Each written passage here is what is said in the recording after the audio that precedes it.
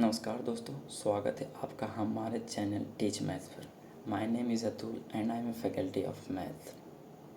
तो दोस्तों, मैं आपके सामने फिर से हाजिर हूँ एक बहुत ही मोस्ट इम्पॉर्टेंट टॉपिक को लेकर, जो आपके आने वाले अपकमिंग एग्ज़ाम जैसे एसएससी सीजीएल जो होने वाला है दिसंबर के मंथ में, उसके लिए बहुत ही इम्पॉर्टेंट टॉपिक है। ये आपके प्री के एग्ज़ाम में 1 नंबर के ज़रूर देखने को ये मिलेगा, कम से कम 1 नंबर का इसी बेस्ट पर। तो इस टॉपिक का नाम है, आप देख रहे हैं, सक्सेसिव चेंज। तो आइए दोस्तों, हम जानते हैं सक्सेसिव चेंज के बारे में। इसको कहते इसको क्या होता है सक्सेसिव चेंज। तो चलिए बताते हैं आपको सक्सेसिव चेंज किसको कहते हैं। तो दोस्तों देखिए, सक्सेसिव चेंज का मतलब होता है, देखिए हम समझाते हैं आप लोग को एग्जाम्पल से। मान लीजिए किसी गांव का पॉपुलेशन 2000 में, यानी 2000 ईस्वी में, आप किसी गांव का पॉपुलेशन, ठीक है, 1000 था, ठीक है, 1000। और 2001 में इसी गांव का पॉपुलेशन हो गया आपका 1100, यानी 11,000। और फिर इसी गांव का पॉपुलेशन हो गया आपका 2002 में आपका कितना, 1210 हो गया। तो आप इससे देखकर यहाँ पर आप लोग को पता चल रहा है, अगर आप परसेंटेज पढ़ें तो देख रहे हैं कि यहाँ पर आपका कितना का इंक्रीमेंट हुआ, 10% का। आप देख रहे हैं 10% का इंक्रीमेंट हुआ, हो रहा है कि नहीं। और इस पर भी आप देख रहे हैं कितना का इंक्रीमेंट हुआ, 10% का, ठीक है। तो इसी को कहते हैं सक्सेसिव चेंज। पहले देखिए, पहले फर्स्ट ईयर में पॉपुलेशन कितना हुआ, 10%, और फिर इसी पर 10% का इंक्रीमेंट हुआ। मतलब सक्सेसिव का मतलब कहता क्या, जो बड़ा हुआ वैल्यू पर है उसी पर फिर से बड़ा, उसी को कहते हैं सक्सेसिव चेंज। तो ज़रूरी नहीं यहाँ पर बड़ा फिर घट भी सकता है, ये कोई जरूरी, मतलब वो वैसा जो चलते चले, मतलब फिर बड़ा फिर घटा फिर बड़ा फिर घटा, इसी को कहते हैं चेन। एक तरह से ये चेन का रूल है, मतलब बढ़ते चलता है, यानी कभी बड़ा फिर घटा फिर बड़ा, उसी पर घटा बढ़ा। तो यही है आपका सक्सेसिव चेंज, बस। तो पहले देखिए 10% हुआ इंक्रीज़, और फिर जो 1100 है इसी पर आपका कितना हुआ, फिर से 10% का इंक्रीज़ हो। एक कोई ज़रूरी नहीं कि 10% घट भी सकता, तो इसी को कहते हैं सक्सेसिव चेंज, ठीक है दोस्तों। तो आप तो यहाँ पर निकाल लिए कि पहले मान लीजिए कि दिया हुआ था क्वेश्चन में कि आप किसी गाँव का पॉपुलेशन कुछ है और फर्स्ट ईयर इतना इंक्रीज हुआ, फिर सेकेंड ईयर इतना इंक्रीज हुआ, तो बताइए कि लास्ट पॉपुलेशन क्या हुआ। तो आप सिंपल ऐसे करके आप निकाल सकते हैं। लेकिन अगर दे दिया फर्स्ट ईयर भी, सेकेंड ईयर भी, फोर्थ ईयर भी, फिफ्थ ईयर तक, मतलब आगे डैश डैश डैश कुछ भी देता, तो आप अगर इस तरह से निकालने बैठेंगे तो आप लोग को बहुत समय जा सकता है। आप इस तरह से निकालेंगे तो आप लोग का समय भी बर्बाद होगा, और पता चला कि टाइम निकल गया और अभी तक हम लोग एक ही क्वेश्चन में लगे हुए हैं। तो इसका एक रूल होता है सक्सेसिव चेंज, जो आज हम आप लोग को बता रहे हैं। क्या जो बताते हैं, देखिए 10 पहले बात तो आप लोग का फ्रैक्शन वैल्यू पता होना चाहिए कि 10% का फ्रैक्शन वैल्यू क्या होता है। आप लोग का 10% का फ्रैक्शन वैल्यू पता है। 10% का फ्रैक्शन वैल्यू क्या होता है, 1/10।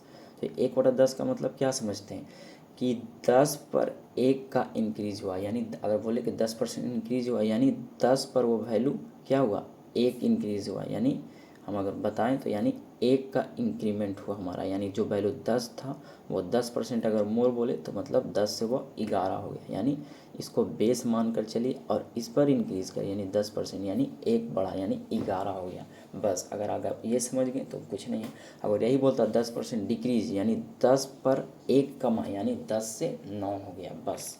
तो चलिए, तो मान लेते हैं कि शुरू में इनिशियल में, चलिए हम पेन ले लेते हैं, शुरुआती में मतलब इनिशियल, यहाँ पर आई फॉर इनिशियल और फाइनल, एफ फॉर फाइनल।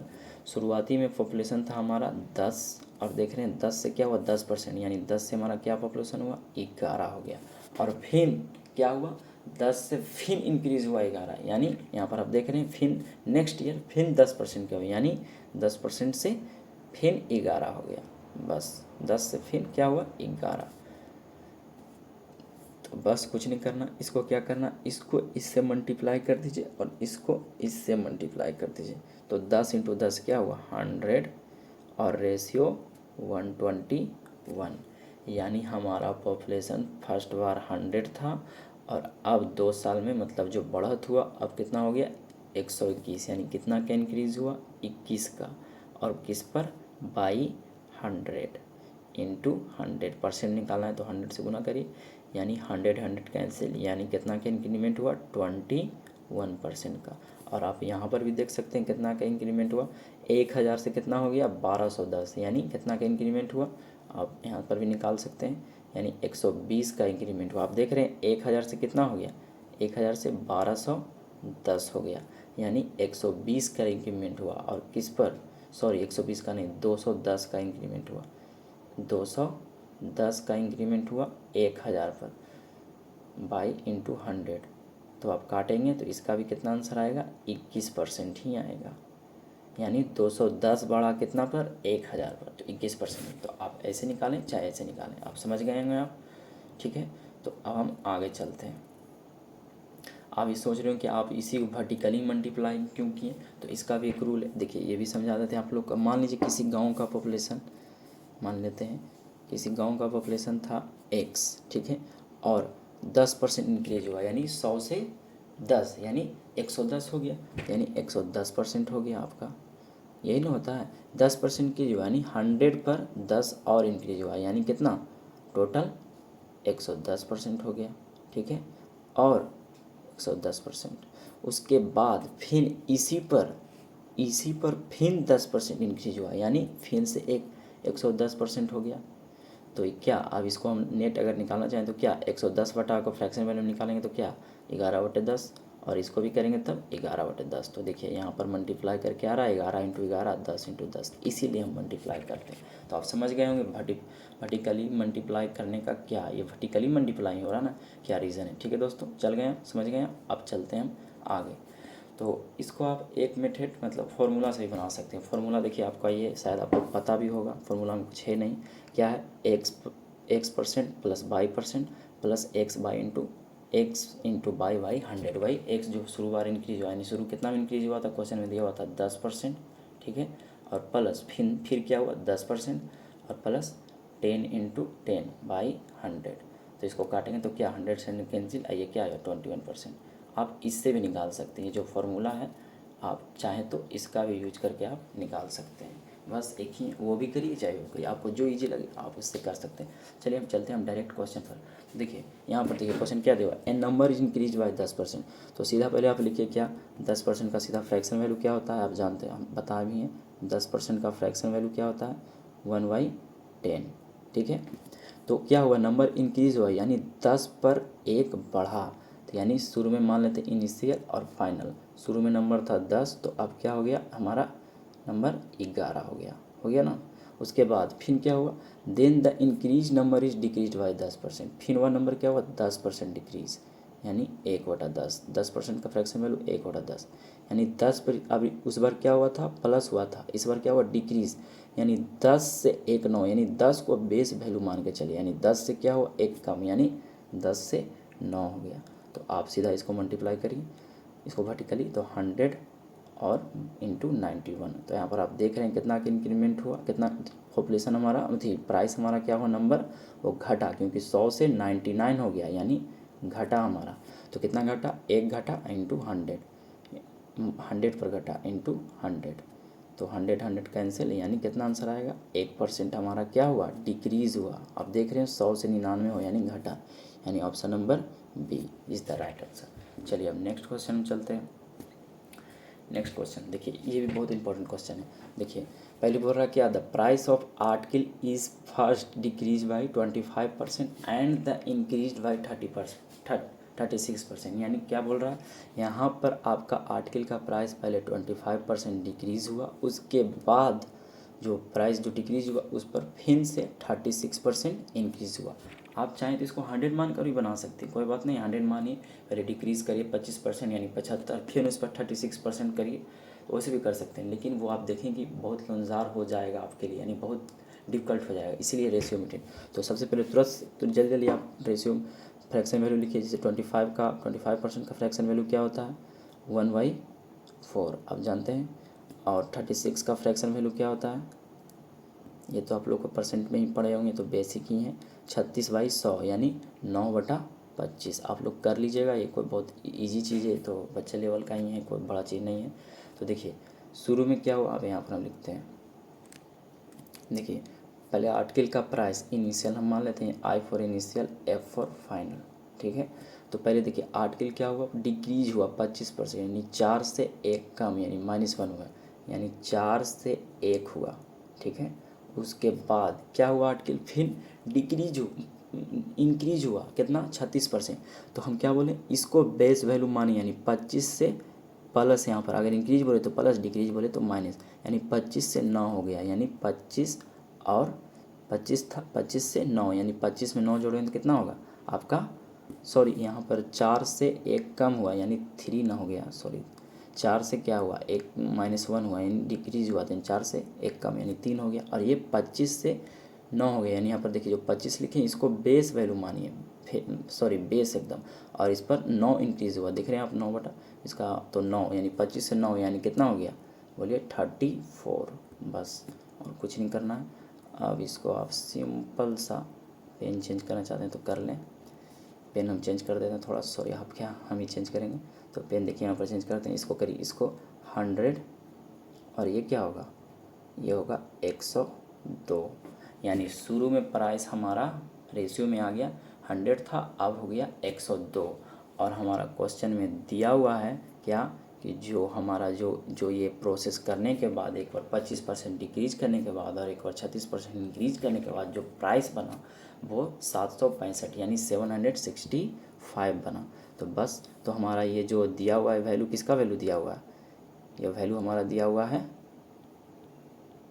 किसका, ये हमारा वैल्यू दिया हुआ है आपका किसका, ये जो वैल्यू है हमारा ये दिया हुआ है, ये जो वैल्यू है हमारा दिया हुआ है 765 का मान, यानी 102 यूनिट बराबर दिया हुआ है 765, यानी कितना टाइम से ये आप निकालेंगे, अगर आप इसको गुना करेंगे तो इनटू, यानी 102 इक्वल टू दिया हुआ 107, 102 यूनिट का मान 765 दिया हुआ है, यानी 1 यूनिट का मान कितना होगा 7.5, 1 यूनिट का मान कितना आ गया 7.5, तो इसमें हम बस इंटू कर देंगे क्या 7.5, तो क्या आएगा, अगर इंटू हम 7 करेंगे तो क्या होगा 100 इंटू 7.5, यानी ₹750।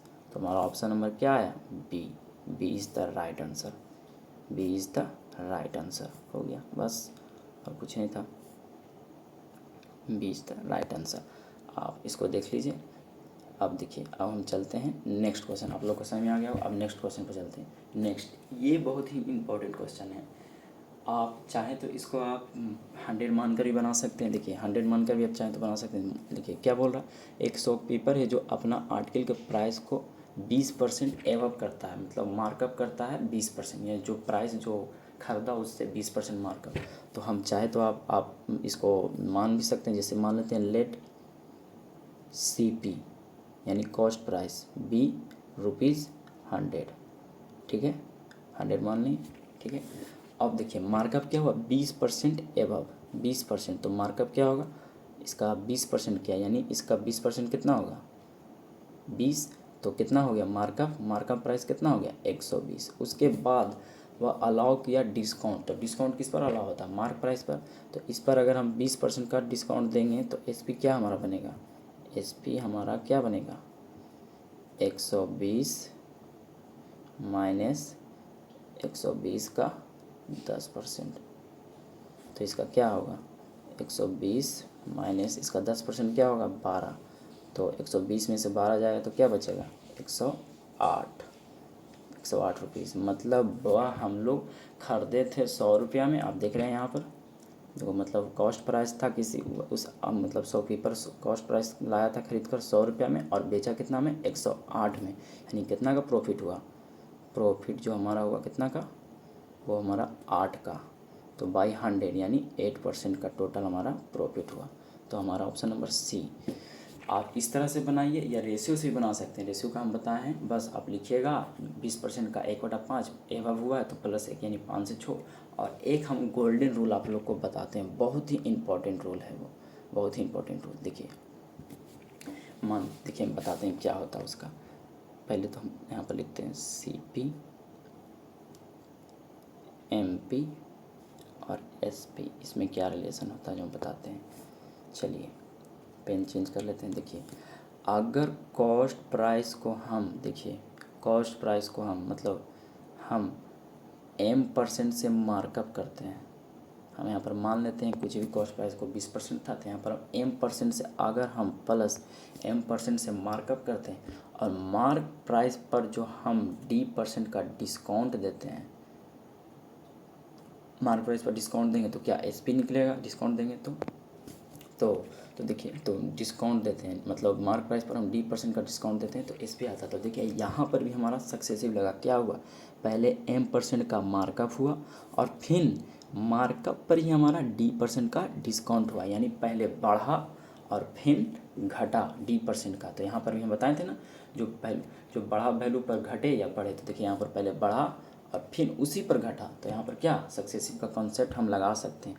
तो यहाँ पर प्रॉफिट, डायरेक्ट प्रॉफिट का फॉर्मूला क्या बनता है, यहाँ पर markup percent minus discount percent और माइनस D/M, D/M मतलब डिस्काउंट जो दे रहे हैं और मार्कअप कितना किए और बाई 100, बस यही आपका प्रॉफिट परसेंट आएगा। This is the golden formula. यह बहुत ही इंपॉर्टेंट फार्मूला, आपके बुक में कहीं भी ये नहीं लिखा होगा, लेकिन ये बहुत ही इंपॉर्टेंट फार्मूला और SSC इस पर एग्ज़ाम हमेशा पूछता है। तो चलिए अब उस क्वेश्चन पर आप अप्लाई कर देखिए और आता है कि नहीं।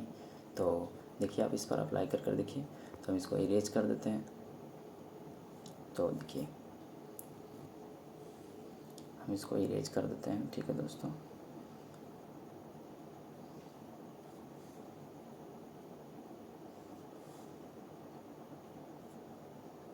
चलिए तो इतना से हमारा बन जाएगा। चलिए तो देखिए क्या फार्मूला था, देखिए यहाँ पर क्या किया, 100 फी पर मार्कअप किया कितना 20% और फिर डिस्काउंट अलाउ किया है 10%। तो बस वही फार्मूला हम लगाएंगे।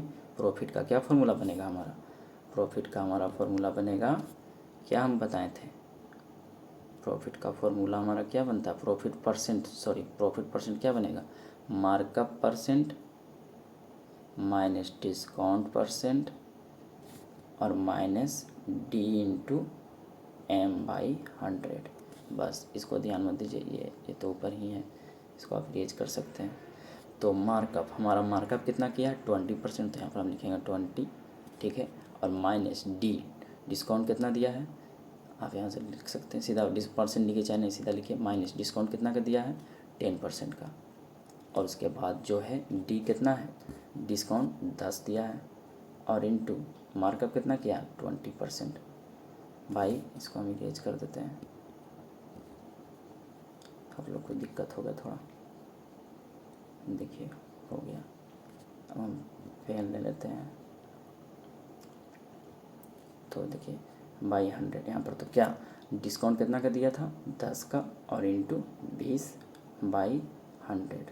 तो देखिए 20 में से 10 जाएगा, पहले घटा लीजिए, तो 10 और माइनस, और ये तो कैंसिल हो गया, ये से कैंसिल यानी -2, तो ये क्या आया 8, यानी 8%। तो देखिए यहाँ से डायरेक्ट हमारा निकल गया क्या, प्रॉफिट हमारा क्या हुआ 8% का। तो ये फार्मूला बहुत ही गोल्डन फार्मूला, आप इसको याद कर लीजिएगा।